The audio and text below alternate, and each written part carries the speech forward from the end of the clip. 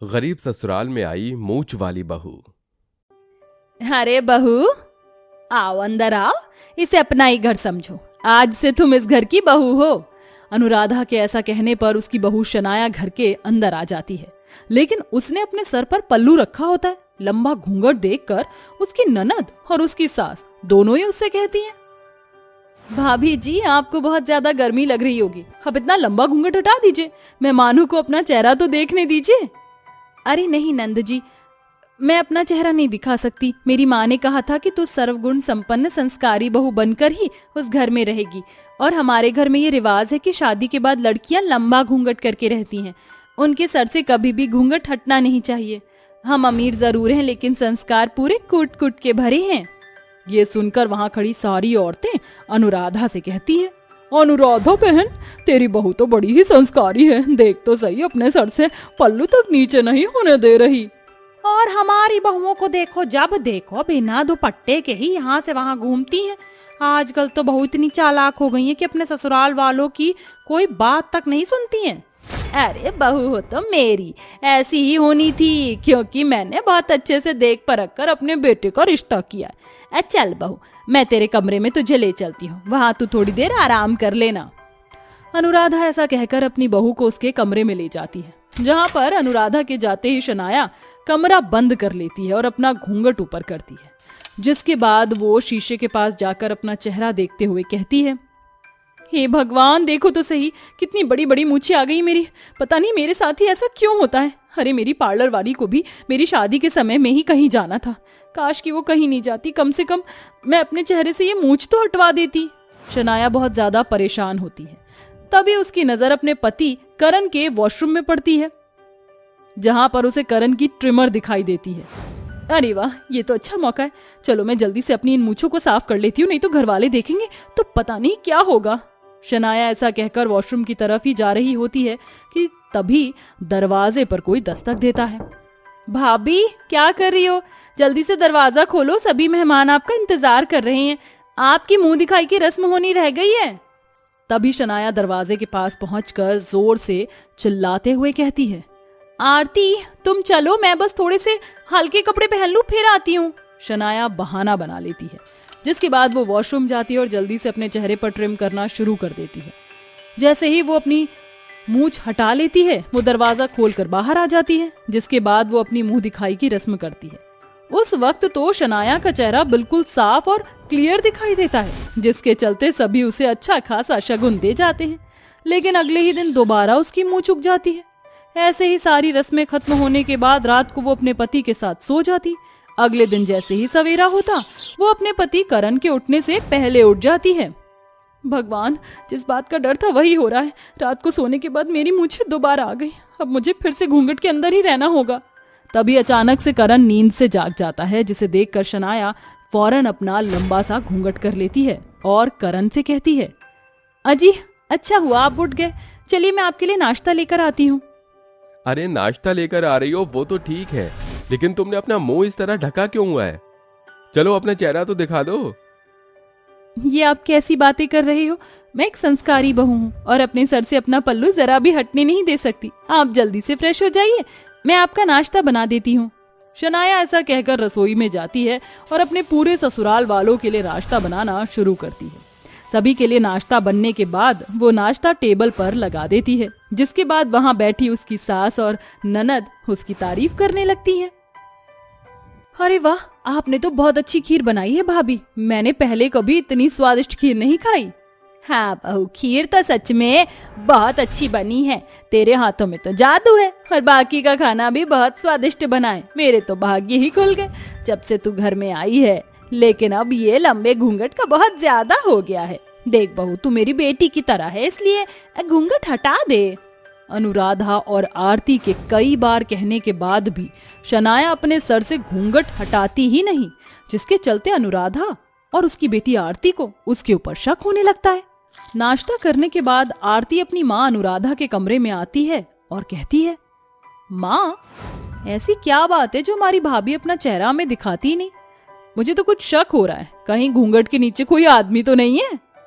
भगवान, ये तुम कैसी बातें कर रही हो? अगर ऐसी बात होती तो क्या तुम्हारा भाई हमें इसके बारे में बताता नहीं? तो फिर ठीक है माँ, आज तो हमें भाभी का घूंघट उठाना ही होगा। उस दिन दोनों माँ बेटी शनाया के घूंघट के पीछे पड़ जाती हैं, लेकिन शनाया उन्हें अपना चेहरा एक बार भी देखने नहीं देती है, जिसके चलते मौका देखते ही आरती अपने ही हाथों से शनाया का घूंघट खींचने लगती है। अब तो मैं देख कर ही रहूंगी कि आपके चेहरे पर आखिर ऐसी कौन सी बात हो गई है जो आप हमें दिखाना ही नहीं चाहती।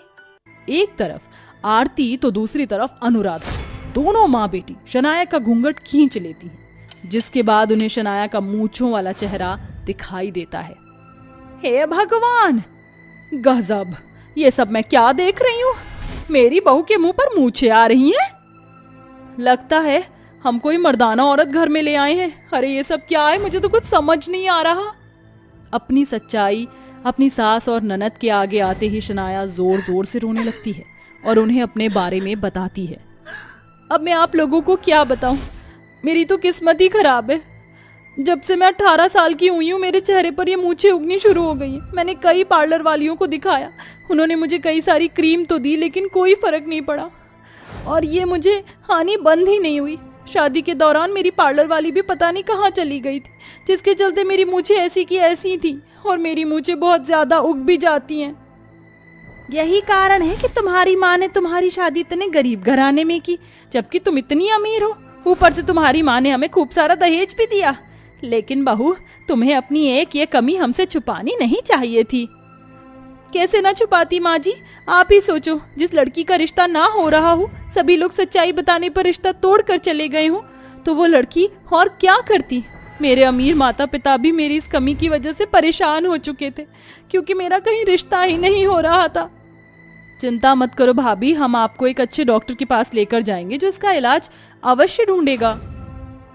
आरती ऐसा कहकर अपनी भाभी को सहानुभूति देती है, जिसके बाद वो उसका इलाज करवाने के लिए उसे एक स्पेशल डॉक्टर के पास ले जाती है, जहां पर डॉक्टर शनाया का चेकअप करते हैं और अनुराधा को उसकी बीमारी के बारे में बताते हैं। आपकी बहू की बॉडी में हार्मोनल डिसबैलेंस की वजह से ये दिक्कत हो रही है। चिंता करने की कोई बात नहीं है, इसका इलाज भी है। बस इस इलाज में 1 महीना लगेगा और इलाज के अंदर कम से कम 10 लाख रुपए का खर्चा आएगा। अनुराधा इतना पैसा सुनते ही हैरान रह जाती है। वो बहुत ज्यादा गरीब थी, उसके पास 10 लाख रुपए तो बहुत दूर की बात है। उसके पास सिर्फ 2 लाख रुपए भी पूरे नहीं थे, लेकिन वो अपनी बहू का इलाज कराने के लिए अपने घर के सारे गहने और अपने घर को गिरवी रख देती है, जिसके चलते वो अपनी बहू का इलाज कराती है। इलाज होने के बाद उसकी बहू बिल्कुल नॉर्मल हो जाती है। जब इस बात का शनाया के माता पिता को पता चलता है तो वो उसके ससुराल वालों की बहुत मदद करते हैं और उनका घर भी छुड़वा लेते हैं। अब शनाया अपने ससुराल के साथ खुशी खुशी रहने लगती है। रागिनी, ओ रागिनी बहू, अभी तक खाना नहीं बना क्या? शाम के 7 बज रहे हैं, लेकिन रात के खाने का अभी तक कोई भी इंतजाम नहीं हुआ। माँ जी, अभी तो सिर्फ 7 ही बजे हैं। रात का खाना तो हम सब 9 बजे खाते हैं। लेकिन मुझे तो अभी भी भूख ही लग रही है। जा जल्दी से जाकर खाने की तैयारी कर। तुझे पता है ना, मुझसे भूख बिल्कुल भी बर्दाश्त नहीं होती है। लेकिन माँ जी, अभी तो आपने कुछ समय पहले ही ब्रेड ऑमलेट और चाय पी थी। आपको इतनी जल्दी भूख कैसे लग गई? आपने पूरा 1 पैकेट ब्रेड और 7 अंडे खाए हैं, इसके बावजूद भी आपको भूख लग रही है? देखो जरा, आजकल की बहुओं को इनमें तो जरा बेशर्म नहीं है। अपनी सास के खाने पर ही नजर लगा रही है। तेरी कमाई का नहीं खा रही हूँ, अपने बेटे की कमाई का खा रही हूँ, समझी? जितना बोला है उतना कर। माँ जी, मैं आपके खाने पर कोई नजर नहीं लगा रही हूँ, लेकिन आपने थोड़ी देर पहले ही खाया है, इसलिए मैं आपको कह रही थी थोड़ी देर बाद खा लीजिए, क्योंकि अगर इतना खाना खाएंगी तो आपकी तबीयत खराब हो सकती है और आपको लूज मोशन भी लग सकते हैं। लूज मोशन लगे मेरे दुश्मनों को, जा जल्दी से खाना बना कर ले आ। रागिनी की सास कविता 1 नंबर की भुक्कड़ किस्म की औरत होती है, जो पूरा दिन सिर्फ खाते ही रहती है। रागिनी के लाख समझाने पर भी कविता नहीं मानती, जिसके बाद रागिनी जाकर सबके लिए खाना बनाती है। लेकिन कविता सारे खाने को अकेले ही चट कर देती है और डकार भी नहीं लेती है। अरे ये क्या, माँ जी ने तो सारा ही खाना खा लिया, न सब्जी बची है और न ही रोटी। अब मैं क्या करूं? अब मुझे दोबारा खाना बनाना पड़ेगा, वरना ये तो भूखे ही रह जाएंगे। रागिनी को अब दोबारा अपने और अपने पति धीरज के लिए खाना बनाना पड़ता है। रागिनी को दिन में 5 से 6 बार अपनी सास की वजह से खाना बनाना पड़ता था, जिससे वो काफी परेशान रहती थी। लेकिन कविता थी तो उसकी सास, इसलिए उससे वो कुछ भी कह नहीं पाती थी। ऐसे ही समय बीतता रहता है कि एक दिन अचानक धीरज का एक्सीडेंट हो जाता है। कार एक्सीडेंट में धीरज की जान तो बच जाती है, लेकिन धीरज को काफी चोट आती है, इसलिए उसके पैर और हाथों पर प्लास्टर चढ़ जाता है। अब धीरज कम से कम 6 महीने तक कोई भी काम नहीं कर सकता था। धीरज के काम पर ना जाने की वजह से घर पर पैसों की तंगी शुरू हो जाती है, लेकिन इस बात से कविता को कोई फर्क नहीं पड़ता है। कविता तो बस अपने खाने की ही सोचती है। रागिनी बहू, जा मेरे लिए 4 रोटी और लिया, तुझे तो पता है कि 3 रोटी में मेरा पेट नहीं भरता है। माँ जी, आप तो जानती है ना, इनकी चोट की वजह से ये काम पर नहीं जा पा रहे हैं, और काम पर ना जाने की वजह से घर में पैसों की इतनी परेशानी आ रखी है। अगर आप इतना सारा खाना खाएंगी तो घर में राशन खत्म हो जाएगा, और राशन खत्म हो गया तो आप भी जानती हैं कि क्या होगा। हमारे पास इतने पैसे नहीं है कि हम पहले की तरह अपने घर का राशन ला सकें। वो सब मैं नहीं जानती, इंसान जीता ही क्यों है, सिर्फ खाना खाने के लिए। अगर इंसान खाना ही नहीं खाएगा तो वो तो मर जाएगा, और मैं अपनी सेहत और खाने से थोड़ा बहुत भी कॉम्प्रोमाइज नहीं कर सकती हूँ। जितना बोला उतना कर, और आइंदा मेरे खाने के लिए तूने मुझे टोका तो तुझे मैं इस घर से ही निकाल दूंगी, समझी? मैं तेरी सास हूँ, तू मेरी सास नहीं है। अपनी सास की ऐसी बातें सुनकर रागिनी को बहुत बुरा लगता है, लेकिन अब वो कुछ कह भी नहीं सकती है। बेचारी रागिनी जाकर अपनी सास के लिए और रोटी डाल कर ले आती है, जिस वजह से रागिनी और उसके पति के लिए सिर्फ 2 ही रोटियां बचती हैं। अब ये सिलसिला रोज का हो चुका था। रागिनी काफी परेशान होने लगी थी। धीरे धीरे अब घर का राशन भी खत्म होने लगा था, इसलिए रागिनी अब पैसे कमाने के लिए जॉब करने का सोचती है। अगर ऐसा ही चलता रहा तो एक दिन घर में चावल का एक दाना भी नहीं बचेगा, और उसमें भी माँ जी को सिर्फ खाना ही चाहिए होगा। ये दिन आने से अच्छा है कि मैं जाकर कहीं नौकरी ढूंढ लूं। नौकरी करूंगी तो कुछ पैसे घर में आएंगे तो घर का गुजारा हो पाएगा। इतना कहकर रागिनी नौकरी की तलाश में निकल जाती है। काफी ढूंढने के बाद रागिनी को एक होटल दिखाई देता है, जिसके बाहर डिलीवरी बॉय या गर्ल की जरूरत होती है, जिसे देखकर रागिनी अंदर जाती है और होटल मैनेजर से बात करती है। मैंने यहाँ आपके होटल के बाहर बोर्ड लगा हुआ देखा था कि आपको डिलीवरी गर्ल या बॉय की जरूरत है। आप मुझे डिलीवरी गर्ल का काम दे दीजिए, मुझे जॉब की बहुत जरूरत है। मैनेजर रागिनी को डिलीवरी गर्ल की जॉब दे देता है, जिसके बाद रागिनी ईमानदारी से और अच्छे से डिलीवरी गर्ल की जॉब करती है। रागिनी रोज लोगों के घर पर जाकर खाना डिलीवर किया करती थी, जिससे रागिनी को ठीक ठाक पैसे मिल जाते थे। उन पैसों से रागिनी अपने घर का खर्च अच्छे से चला पाती थी। ऐसे ही समय बीतता रहता है। सब कुछ ठीक चल रहा होता है कि एक दिन, अरे ये क्या, इनकी दवाई तो मेरे पास ही रह गई, और इनका तो खाना खाने का भी समय हो रहा है। जहाँ तक मैं जानती हूँ, माँ जी को तो अपने खाने से ही फुर्सत नहीं मिलेगी, तो इन्हें क्या ही खाना खिलाएंगी। एक काम करती हूँ, रास्ते में घर पड़ेगा, जल्दी से जाकर इनको खाना खिलाकर दवाई दे देती हूँ, और फिर जाकर ये खाना डिलीवर कर दूंगी।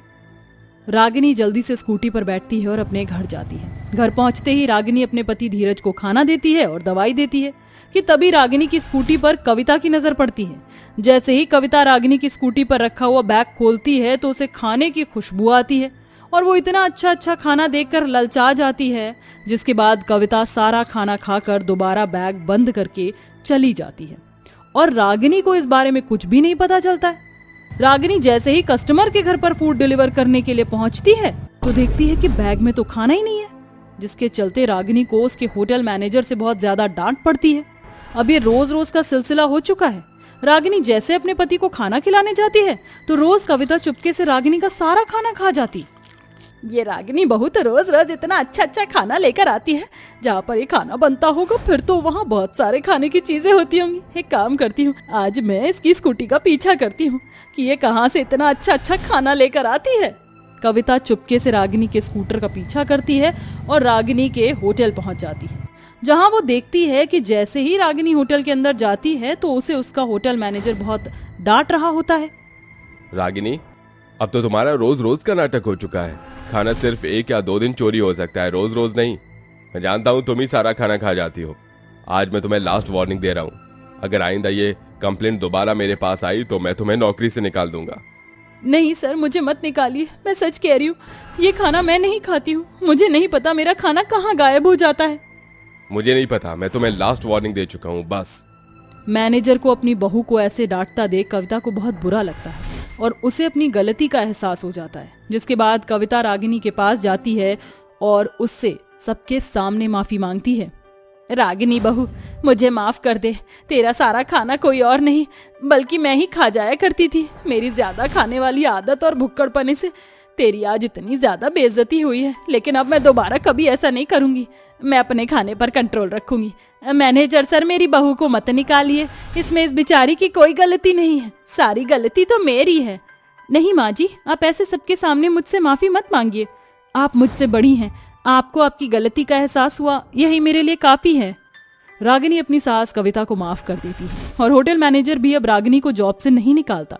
कुछ ही दिनों में धीरज की भी तबीयत अब बिल्कुल ठीक हो जाती है और धीरज दोबारा जॉब पर जाने लगता है, जिससे घर के हालात अब बिल्कुल ठीक हो जाते हैं।